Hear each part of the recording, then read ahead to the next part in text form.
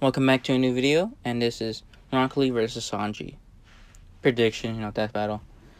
And this battle, I would probably say Rock Lee would take it, and I have some reasoning for it, but take my One Piece statements with a grain of salt, since I'm not particularly knowledgeable in their scaling. But what I've seen and what I've with the bit of research I've done, which is a bit not great and grand, Rock Lee has light speed, relativistic to FTL scaling, and this is easily during the war and probably war arc and Boruto. And Sanji also has post time skip. Sanji has also relativistic to possibly FTL scaling, and that's because he scales to Luffy and Zoro, and he does scale to certain other characters who have these capabilities of relativistic plus to, FTL. And light speed attacks in One Piece isn't that uncommon as certain shonens. And in Naruto, it's also the exact same thing. It's just that I could give out a more descriptive saying of these light speed attacks. Raikage being Raikage has been stated to be having a light speed attack in the data books, as well as Haku and Darui, as well as Haku's ice mirrors, and Darui also has some light speed scaling. And Rock Lee scales to these characters and possibly above during Boruto, since he has access to the 7th and 8th gates, which the other person that has scaling to has the possibilities of these feats is also Mike Guy. Mike. So he has the possibilities of scaling to 8th gate Mike Guy, which is kind of fucked. Since there's some higher end scaling for my 8th gate Mike Guy being planetary, which is it's not looking good for Sanji, since in One Piece there's not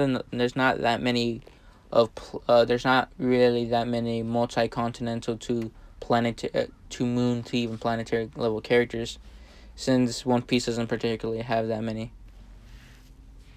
And Sanji doesn't even scale to these higher end characters, since he's probably top 50 strongest characters, but he's nowhere near the top of he's not even close to the power of Luffy in my opinion, from what we've seen. And I might be wrong on that, sorry. And Rock Lee has these multi-continental scaling easily, which is easy, and Death Battle even said that the base Naruto has multi-continental capabilities, which is kinda iffy, It not iffy, but it's kind of rough saying base Naruto has it, but definitely KCM 1 and 8 Tails they both have multi-continental capabilities if they work together. Tailed Beast are multi-continental characters, so, and Rock Lee does scale to them.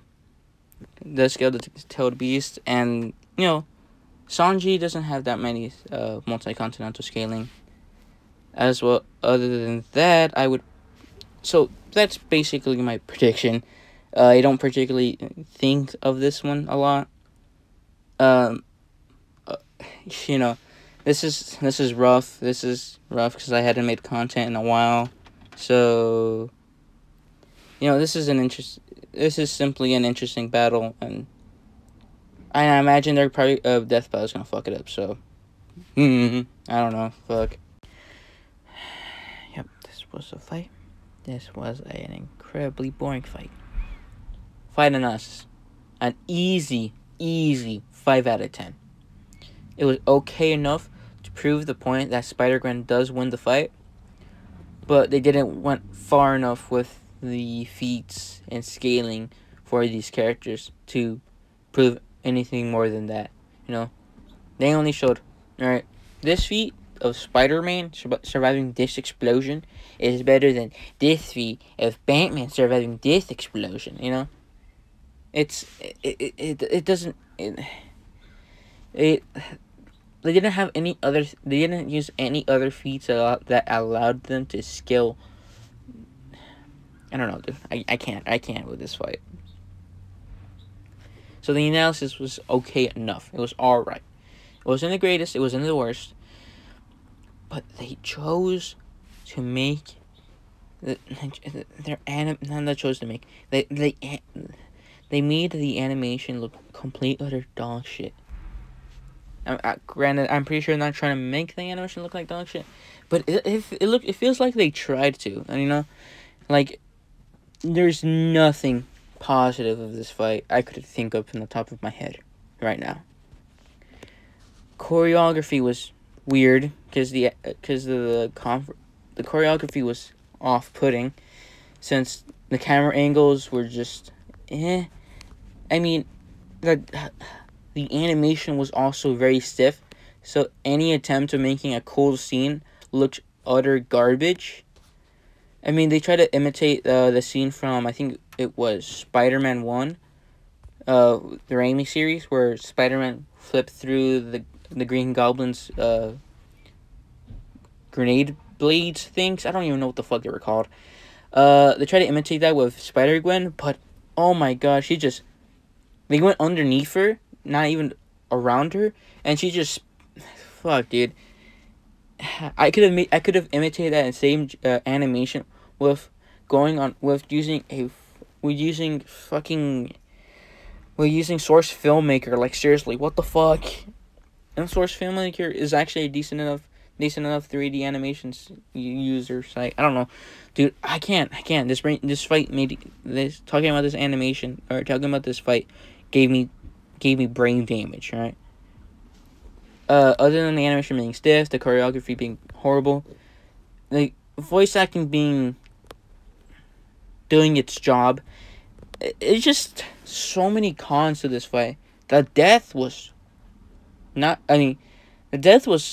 decent. You know, it's a good probably 6 out of 10. Other than that, this fight fucking sucks. Bye.